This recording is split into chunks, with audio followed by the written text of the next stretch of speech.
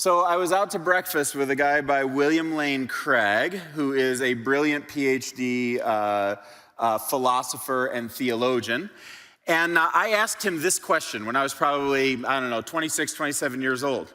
He said, that's simple. That's just a flaw in modal logic. Like, that's helpful, Dr. Craig. Thank you very much.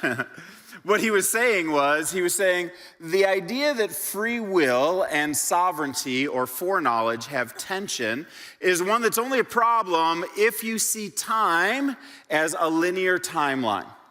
So when we say, okay, does God know what I'm going to do next? That assumes that next for God is the same as next for me. That the future for me is the same as the future for God. If God is limited to a timeline, then predestination and free will, or God's foreknowledge and free will, is problematic. And you go, they can't exist at the same time. God's foreknowledge and my free will can't exist at the same time. But what if time is not the same for God as it is for us? The Bible would indicate that it's not the same for God as it is for us. Jesus said things like, before Abraham lived 2,000 years before Jesus, before Abraham was, I am. Meaning he exists at all points in the timeline at the same time. Or the Bible says, for the Lord, a day is like 1,000 years, and 1,000 years is like a day.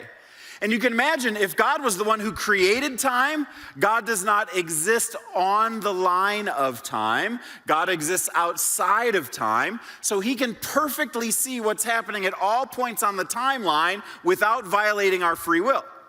He can see what we're doing, he can predict what we're doing, he can even control what we're doing, but not have to enter into our time and space and exist outside of it.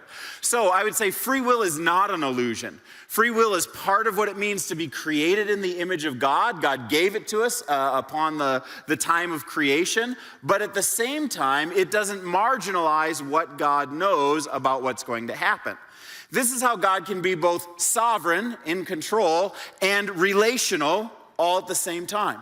That he can relate to us in a dynamic way, in a way that prayers matter, and also he's in control of the universe at the same time, and it all can make sense if God is outside of time and not in the timeline.